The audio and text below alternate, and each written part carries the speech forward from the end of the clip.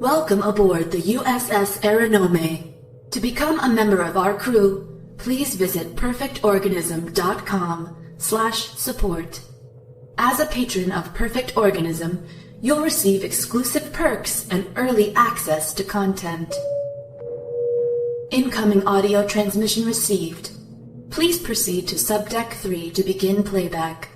Thank you, and welcome aboard. Before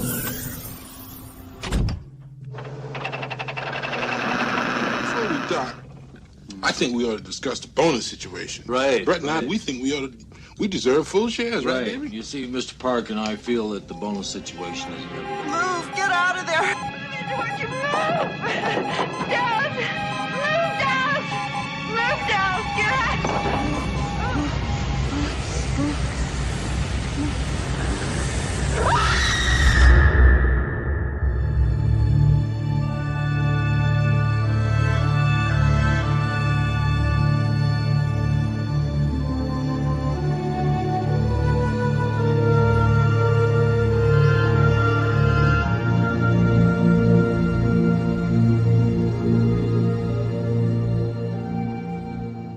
Welcome to Perfect Organism, the Alien Saga podcast. I am your host, Jamie, and this is Patrick. And here we are again. And we're taking a break from our series, which is Forbidden Planet, and we wanted to discuss and review sort of the only alien film that's out right now, which is a behind-the-scenes look at the life of Dan O'Bannon / the origins of Alien, and the film is called Memory, and it's directed by Alexandre Philippe. And yeah, I actually saw the film today. Patrick had seen the film a couple days ago, and we are here to discuss it. And it's a very interesting film. It's sort of all over the place, complex. It sort of retreads some old ground that you'd see in other documentaries, but it was an engrossing watch, to be sure. What are your first impressions? So first impression is it is absolutely essential viewing for any person listening to this podcast, because if you're listening to this podcast, there's a good chance you are an obsessive Alien fan. And as an obsessive Alien fan, it's kind of your duty to watch this material, because I was constantly thinking throughout this, I'm like, what is the audience for this movie? It's long for one thing ish. And it's just about inspirations behind this one film. And it's kind of all over the place. It's very meandering. The structure of it is a little hard to discern. So it's like kind of a picaresque look at a very specific subject that hits some really high notes. I don't want to discount it. I think there's some things in it that I would love to sort of talk about a little bit with you and give people a heads up that there are great things about it.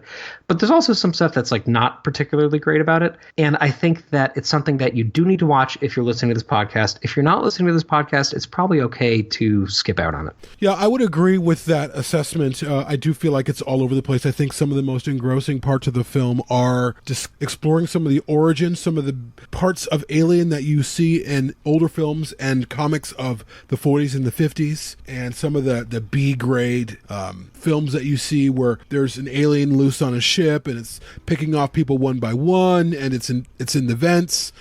Very interesting stuff. I loved seeing that. I loved exploring existing ideas that Dan O'Bannon used for his eventual script. And for me, when Diane O'Bannon was on screen, when she was talking, that was the film. Like, if the film was just her talking about the life of her husband, it would have been a much better film than it was. Totally. Where it sort of became all of these other things, I almost felt like they were trying to get to an hour and a half, because it's only an hour and a half long. It's not that long, but to me it felt like it was 3 hours, because I was like, oh my God. And full disclosure, we both fell asleep during it.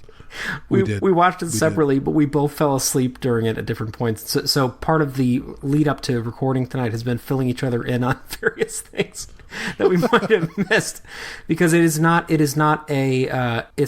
like the easiest watch in the world. I 100% agree with you. The strongest parts of this 100% are Dan O'Bannon and her memories of her husband. Just like that episode that we had was one of the best things we've ever had in this show. When she talks about him, when she talks about his childhood, when she talks about the man who really created this mythos and where he came from in a very deep and very personal way, that is something that is just incomparably important. And that's something that that we don't have very much else of, right?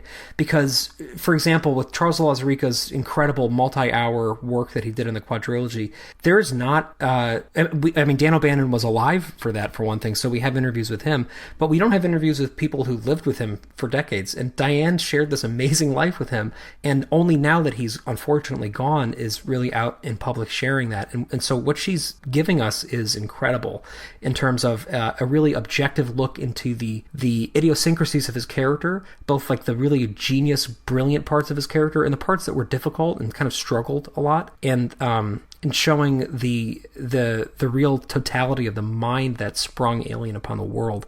That I thought was so powerful. And I agree with you. Tracing its lineage through popular fiction and popular filmmaking in the 20th century was also great. I feel like a lot of the film scholars brought up some really cool stuff.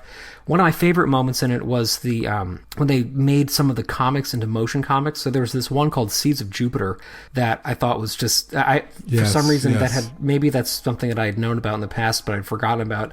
But that was totally eye-opening to me, because that's clearly something that O'Bannon was, if he hadn't necessarily read it, was like exposed to at some point. And some of the tropes that went on to be so iconic in Alien were established with that, you know. So whether or not he actually came across it, that there were these ideas of body horror and of gestation going on in popular fiction at the time and making the rounds, and like it wasn't just out of nowhere that he came up with this. And that's why the movie's called Memory: The Making of Alien, right? And it the origins of Alien.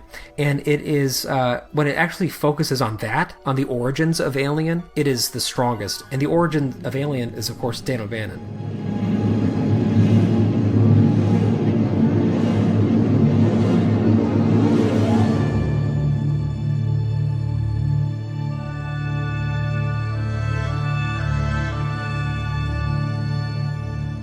Yes, which, to be honest with you, before I started watching the film, I thought the film was going to cover more of his life. I didn't realize it was going to be, it's called The Origins of Alien, but just because Diane O'Bannon has been sort of out front and center during the promotion for this, I really felt like it was going to be more of an exploration into his life. And it was to some degree, but then it sort of started going off into these other directions. Initially, though, even when they were discussing body horror and all of these things, they would go back to Diane O'Bannon, and she would talk about those things in relation to her husband and what interested him, the kinds of things that he was interested in as a child, science fiction.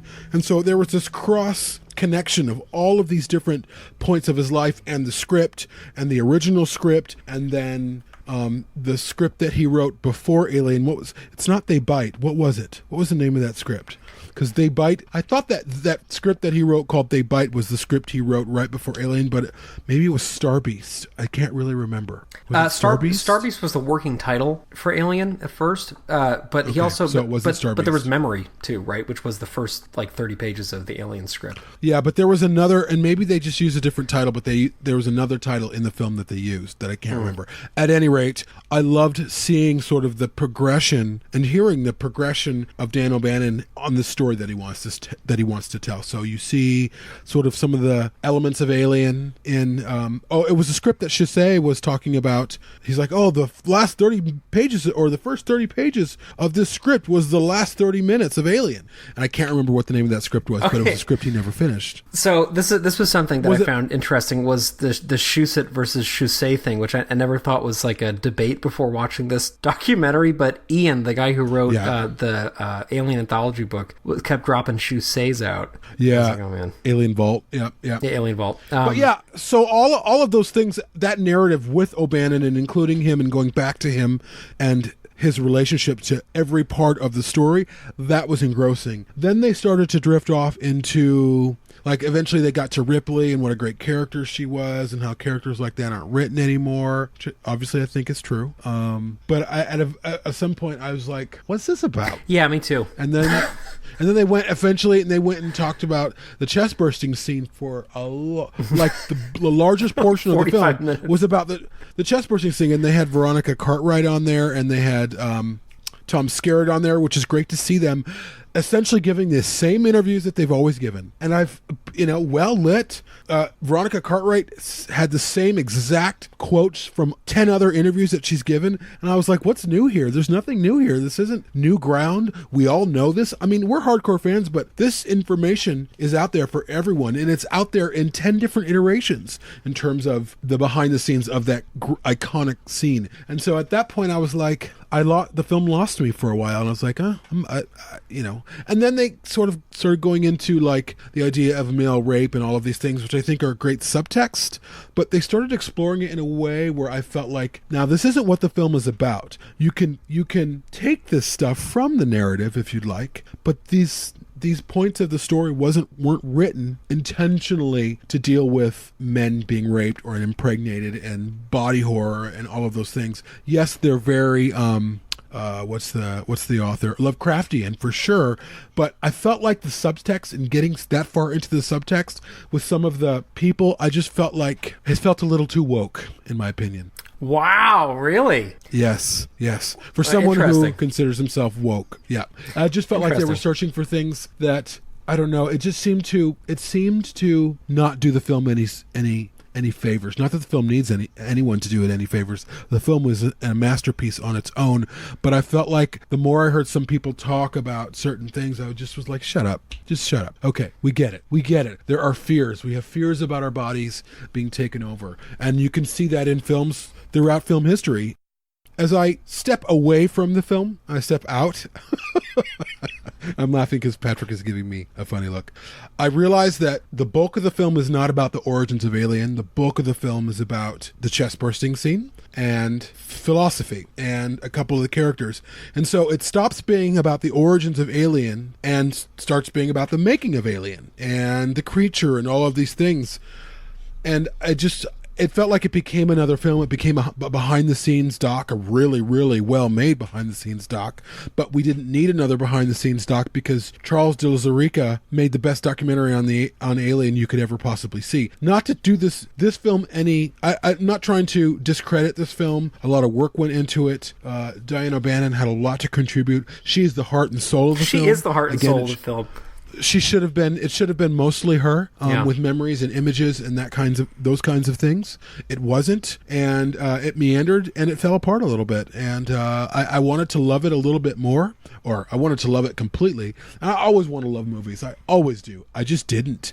And the end was really great because it went back to Diane and she started talking about her husband and where he might be. And now that he's left us, he died way too early. His birthday just passed. He would have been 73 years old a few days ago. Yeah, a young 73. I mean, he died way too soon. And I think the film also lacked some heavy voices like Ridley Scott, because he was definitely involved in the process of the beginnings of that film. I mean, how do you make a film on the origins of Alien and not interview the guy who directed the film? Right. And I know I read interviews with the director saying it was hard to get Ridley for an interview because he was always busy and that kind of thing. I understand that. You wait to get him. He was the most important voice that you did not have in the film. And it was this glaring hole because it was filled by some of these people. I'm like, who are you? Not to say that why weren't we on that fucking thing? Like, seriously, some of these people, I'm like, what are you talking about? Like, you seem to have so little working knowledge of what this movie's actually about.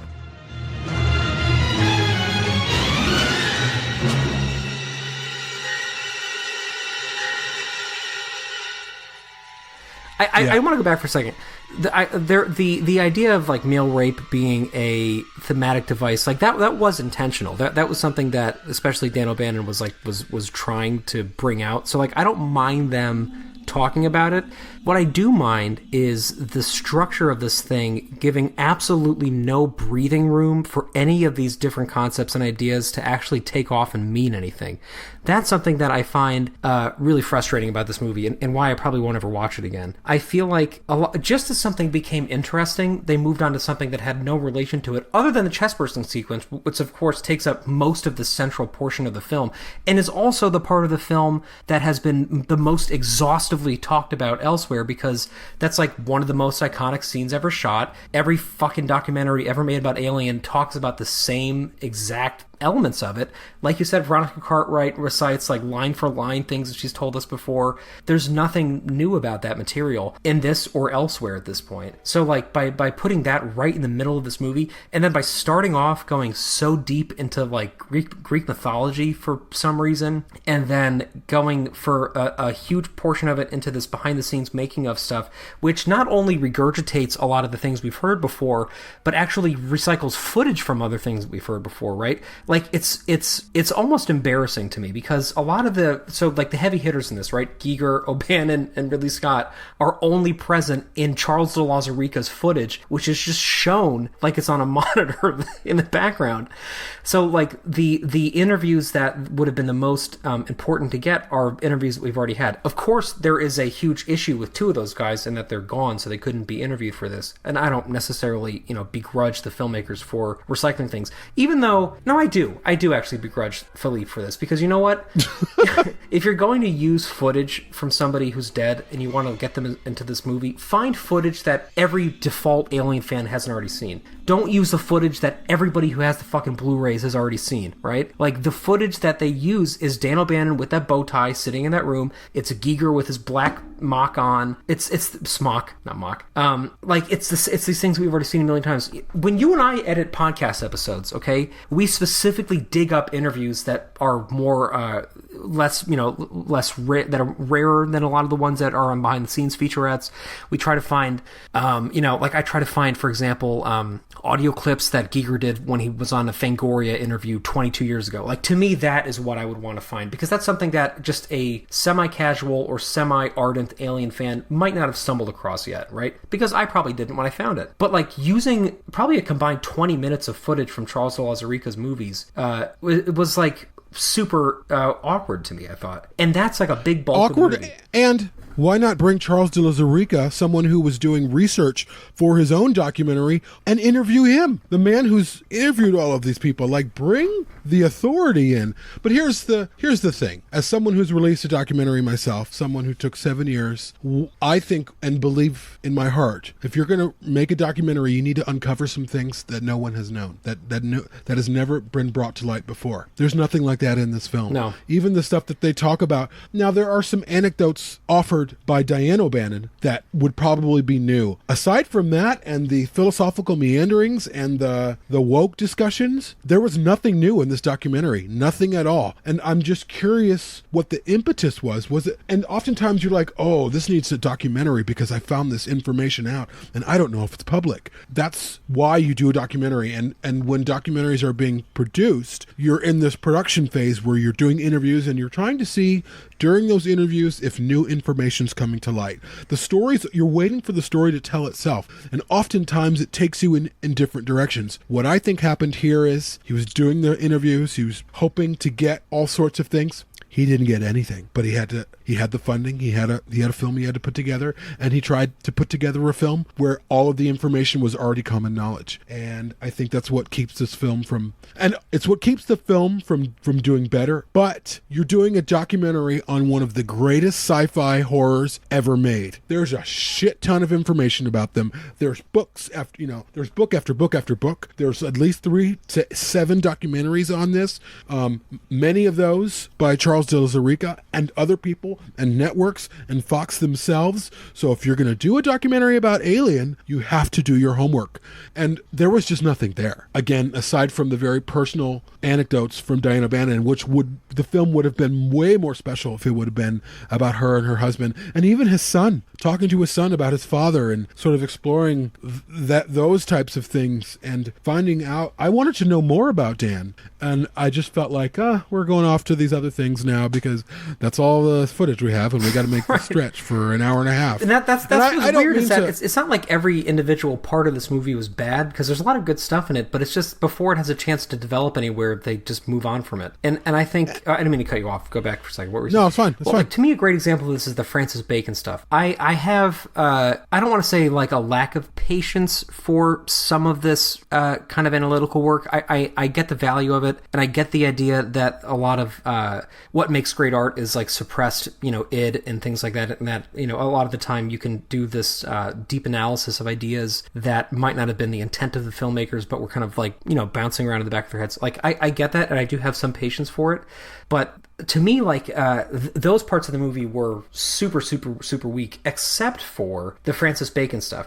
So he's kind of one of these, like, invisible specters that's loomed over this for a long time, because everybody knows clearly that a lot of the visual inspiration came from his, like, triptychs and from his work with the crucifixions and the Furies and things like that. I actually have a print of that triptych that they keep showing that, I've had up for years, because I think it's really evocative artwork. And I have never seen that much interview footage with him before, and I found that really interesting. And then they fucking move away from it into this discussion about the Greek Furies representing some sort of a need for creators to destroy their creation and bullshit. I'm like, what the fuck is this all like? This is you were immediately like, you had this great thing going where you were talking about Francis Bacon as a vector for exploring horror, and then how he had influenced the look of this movie, and then before you actually explore it in any detail, you're pulled into this like quasi theoretical conversation about concepts that, unless you're really like primed to be thinking about, you're not going to have any working vocabulary for. So it's very alienating, no pun intended. I would have loved to have talked more about Francis Bacon and to have learned more about his involvement aesthetically with this thing. Even though he obviously didn't make the film, he was a huge influence on it, right? Or even to talk more about the legacy of science fiction and in fiction and film. That, like, I think those parts of the movie are great. A lot of that we've seen before. Obviously, the Planet of the Vampires stuff, the Forbidden Planet stuff. But there were some things in there that I had not seen before and that I had not considered before, and I really enjoyed that. And I think, for example, Bill Mankiewicz, or however you say his last name, the guy that hosts Turner Classic Movies, Mankiewicz, I think. Every time he was on, I was like, game on. I was like, this guy is clearly a professional who understands how to talk in a way that makes some kind of sense to people and has like that you can relate tremendous to. Working knowledge. Yeah, right? And he will pull you along because he knows enough to not have to try to prove how intelligent he is. He can kind of pull you into it. A lot of the guests, I feel like, were just trying to be provocative or edgy or trying to like prove something. And I'm like, get out of my fucking way. I'm just trying to enjoy this movie. Stop alienating me as a viewer,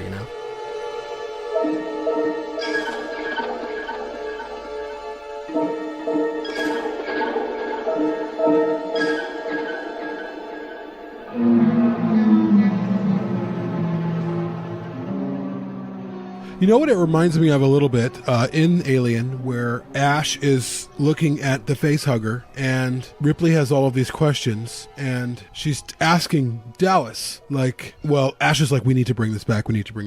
And Ripley's like, we can't, blah, blah, blah. Who knows what it's going to do, blah, blah, blah, blah, blah, blah. And then Dallas is like, well, Ash is the chief science officer and blah, blah, blah, blah. And if he wants it to go, it goes. And Ripley is like, she follows him out. She shuts the door in front of him. And he's like, oh boy. And then she starts questioning him. And he's like, I'm just here to run the ship. And, and I don't trust anybody. And I almost feel like this film, for a lot of people who love Alien, they're just like, I just love the movie. What are you talking about? Not to say that the audience is this audience of dummies. Not at all. I think the audience surrounding the Alien films are highly intelligent. I just feel like it went off into this place where they were trying to dig up stuff to talk about and to dig deeper and to dig deeper. And that's what we do at a podcast. I will never begrudge digging deeper.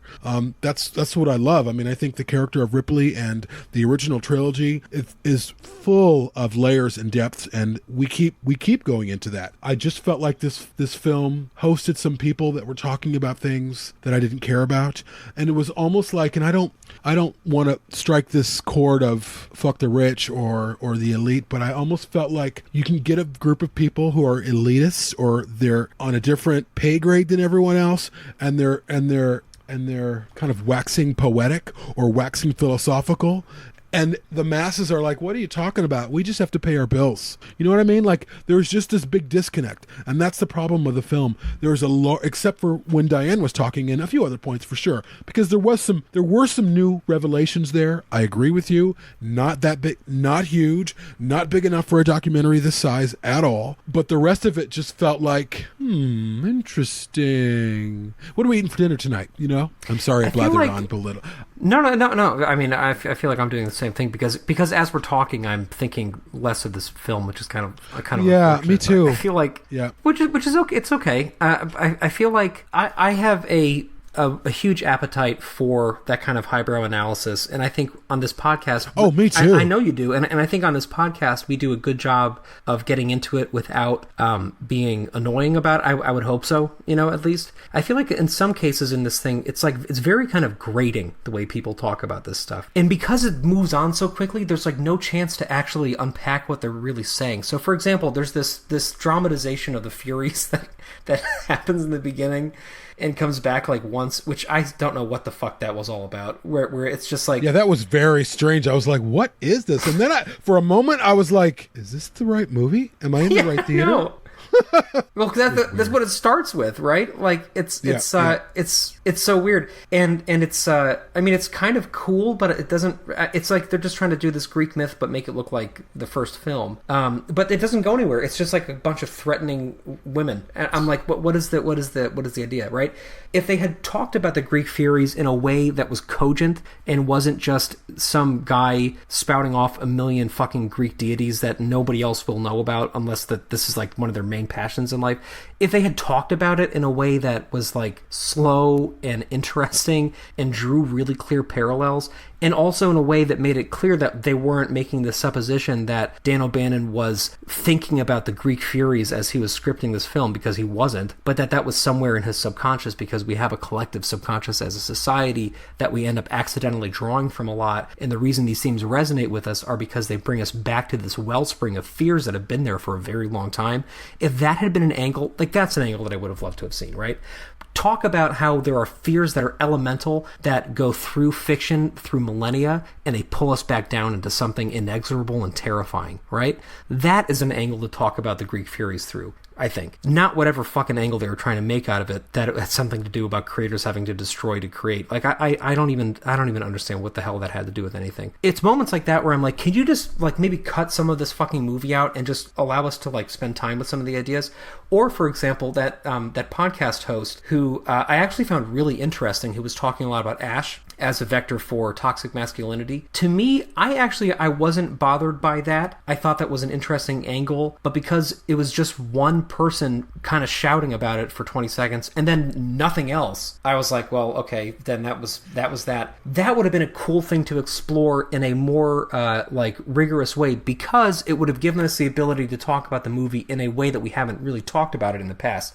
We've talked about it obviously vis-a-vis male sexual fears and things like that, but we haven't really talked about it as a cultural way to talk about masculinity and to talk about gender norms and to talk about 70s class structures and things like that. And we had little hints of that in this movie that would have been really fun to discuss in a way that wasn't just one person shouting at us for 3 minutes and then moving on from it, right? A great example of this is one of the guests discusses one particular scene that is kind of a non-scene. It's scene 123 in the film. It's just basically a static shot of a table where most of the primary crew members are sitting around it and they're having a discussion, and based on the framing of the shot, it's clear that there's this class distinction between the sort of blue-collar people on the left side of the frame, the white-collar people on the right side of the frame, and then the women in the back, and how there are interesting dynamics of class and gender being played out by the way that the scene was shot, which to me, totally actually intentional. I think that's very clear, and I think that having filmmakers discuss things like that with us is a great opportunity to really learn from masters about something really interesting. And I never heard anybody talk about the film in that way before. But then there's no follow-up on it. We go back to the fucking chestburster again for some reason after that, and I'm like, well, okay, I guess that was just one interesting thing. The thing with documentaries to me is that, if you want to structure it in that way, if you want to structure it in a way that feels like you're kind of exploring the structure as it emerges, right? That is a totally valid way to make a documentary. You and I are both, you're a producer of documentaries, but I would like to be, but I'm not. But you and I are both avid consumers of documentaries. I would say I watch more documentary films than any other genre of probably anything. That's my almost, really daily. Yeah, I watch a documentary. I watch probably 3 or 4 documentaries a week. It is a huge thing in my life. And because of that, I've made observations about which documentaries work better than others, right? To me, like, there's this way that you can do it where you can have a structure emerge as you're watching a documentary in an experiential way, so that, like, as you're exploring it, you start seeing the larger story that this was actually about coming into focus, right? Like, a great example of that recently was, it's a documentary on Netflix called For the Birds, and it's about a woman who is a hoarder, and she has a hoarding issue, and she's having her birds taken away. So you go into it thinking that's what the documentary is about, and then as you're watching the documentary, the actual themes that it's really about are coming into focus, and then 2/3 of the way into the movie, you actually get what this is actually about, and it becomes a really powerful movie because of that. I kept waiting for that with Memory. Yes, I kept thinking, there was no clear, you don't know what it's about. You don't know what Memory is about. But I kept waiting for that. I kept being like, all of these weird tangential things are going to start kind of crystallizing into some kind of a thesis. There's going to be a reason we're jumping around so much. But actually it ends jumping around even more than it did. I mean, it just jumps all over the place, and then it's just over, and you're left wondering, what the hell did I just watch? Right?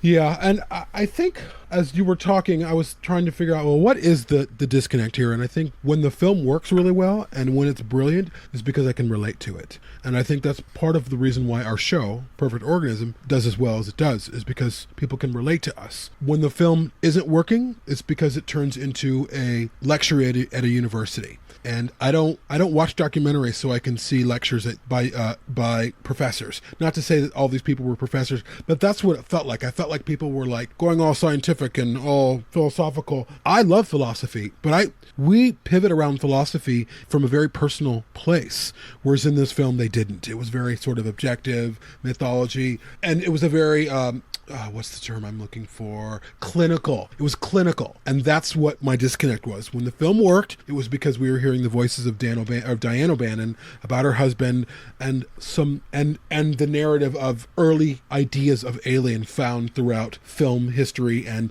science fiction literature or in comics. That's when it was really brilliant. And when it wasn't, which is unfortunately most of the time, it's because it felt like this clinical discussion about this film that people don't have a clinical relationship with. And the narrative didn't reveal itself. It was just sort of like, oh, let's talk about all the blood gushing out from the chest burster. Veronica Cartwright, what do you think? Right. Let's hear you talk for 10 minutes about the scene that you've already talked for hours about, right, in the past. The other issue here, I think, is that there are things in Alien that are really obvious, right? Especially given the fact that it's become so culturally prominent, and given the fact that anybody who's going to sit down and watch a hour and a half long documentary on Alien is probably somebody who will already know a lot of these things. Those are not things that we should be spending time talking about, in my opinion. We should be looking for new ways of getting into this movie, new ways of engaging with it, new lenses to look at it through. And I would have liked to have seen more of that. That being said, like, I do agree that it's well-ish made. I think there was like essentially no score to. Was there a score to it? I feel like I didn't even notice that there was any music going on. I don't notice it either. You know? But to your point, before you continue, yeah, it would have been interesting if they would have approached this film like, why hasn't there been another creature film like Alien? Why hasn't there been another creature that has been as terrifying as the creature in Alien? And how did that happen? Where did this come from? Where did the idea of this creature come from? They didn't even go that route. They went, and the beginning route that they went was interesting because they're talking about Dan O'Bannon, but they could have had a narrative set up like where they're showing, I don't know, Starship Troopers and all of these films, clips. Why isn't there another? Why are these creature designs, why aren't they as impactful? Why don't they scare us? And why does this one scare us? Why don't these scare us, but why does this creature designed by H.R. Giger scare us? And where did this creature come from? And then you open it up with a interview with Diane O'Bannon. That's how you get to that story. That could have been the narrative, but they didn't go there. There could have been discussions about what scares us and the horror, and then talk about not dysmorphia, what's the word? Like body horror? Body horror and male rape and sexuality and all of those fears incorporated into this beast. We've never seen that in a film before, or a behind the scenes film. We've seen elements of it here or there, but not in the banner of there has been no other film in film history that has scared us with a creature that has scared us and continues to scare us like the Alien. Why? They didn't do it as a missed opportunity. Totally I wonder agree. Who's going to talk about that, though. I bet you there's a show out there that'll talk about that sometime soon. Stay tuned.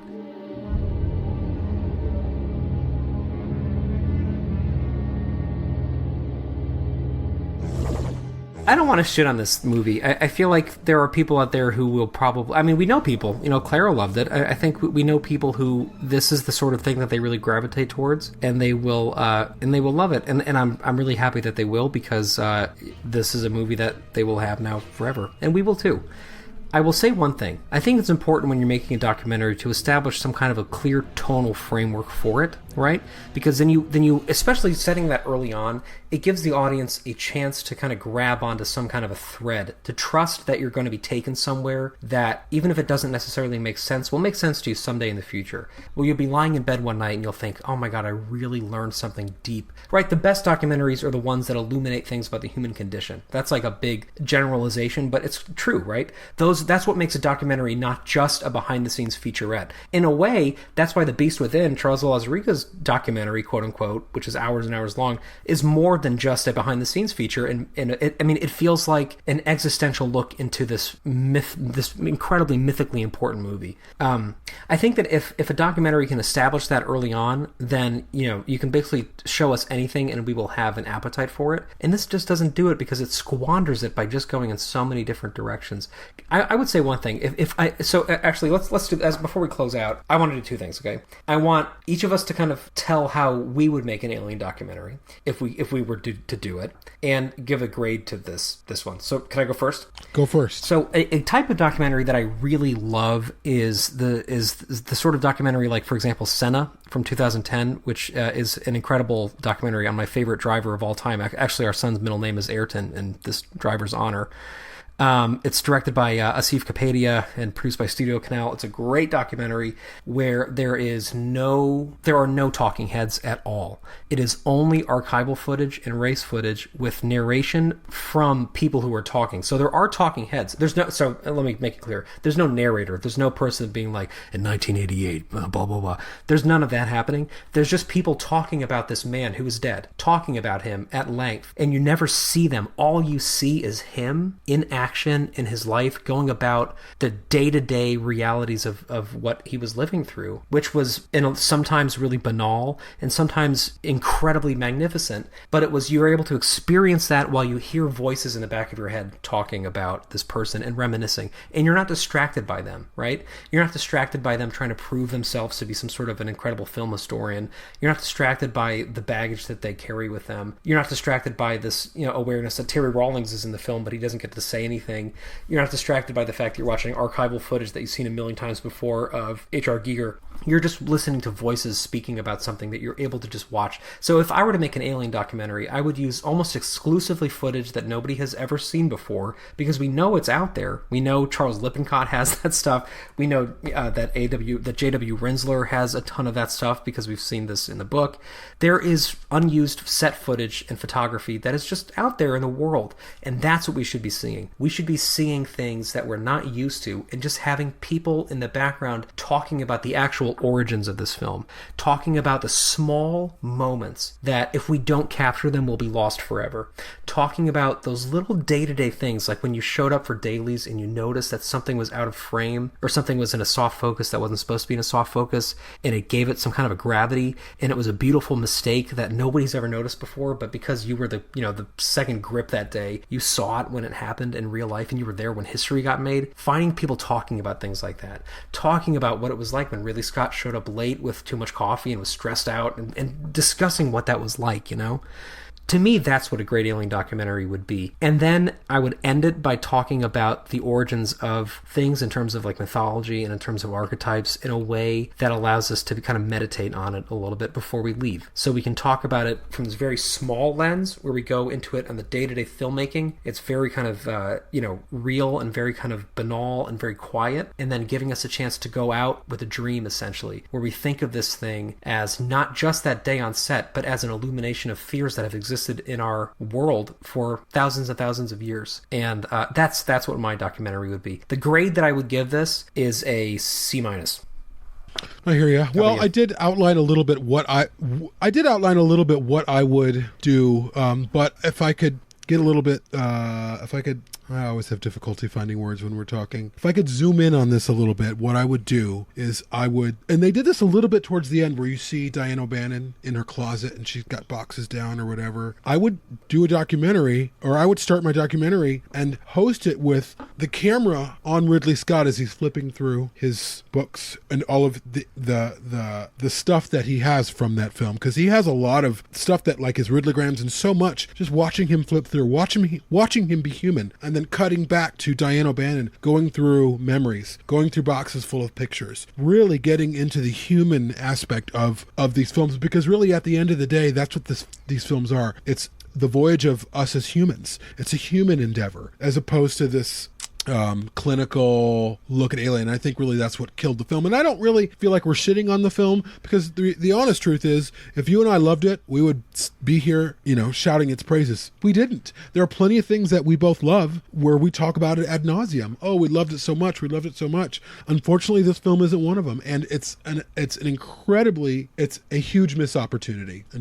And sometimes that's what happens when you're making a documentary. Sometimes the narrative doesn't show itself. There are, and as a reference, I shot footage for my documentary for 6 years. The 7th year was post-production, essentially-ish. The first 4 years of footage that I took, I used all but a minute and a half of it. 4 years of interviews, I didn't use any of. There was just no story there. And then when the story in a couple of interviews, which included my own and someone else, it popped up, and some friends of mine saw that. They're like, holy shit, what are you guys talking about?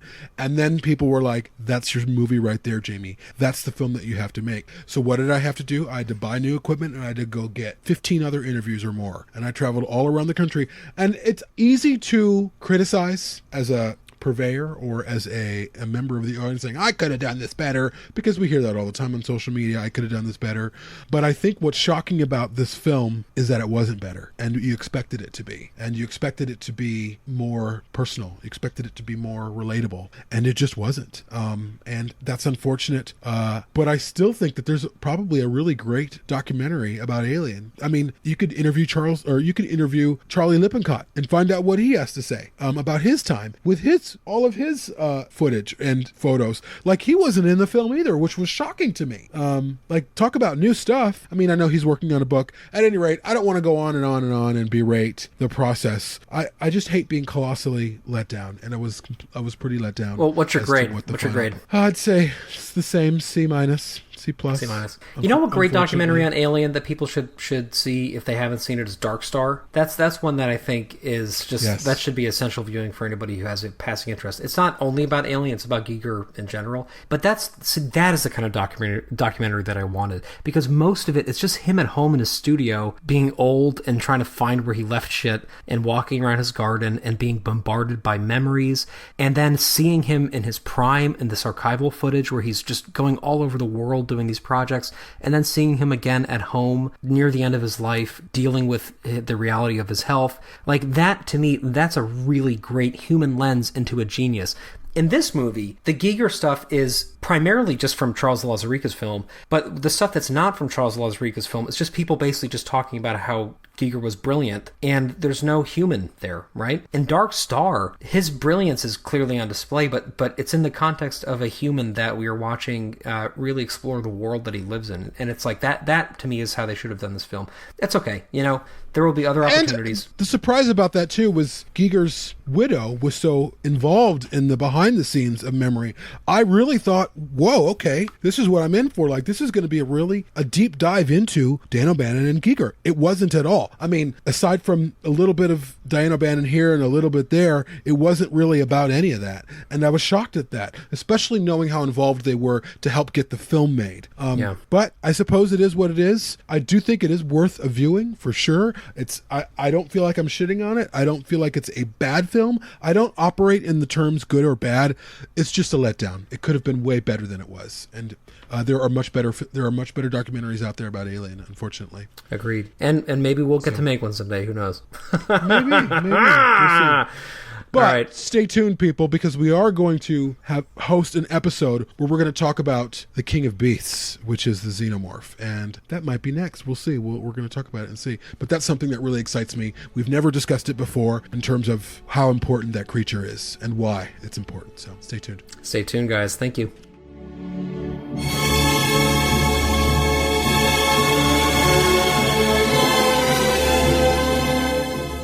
For more on Perfect Organism, the Alien Saga podcast, please visit perfectorganism.com. Perfect Organism is available for listen or download through Podbean, iTunes, Google Play, TuneIn, and Spotify. If you'd like to support the show, please visit perfectorganism.com/support. Thank you.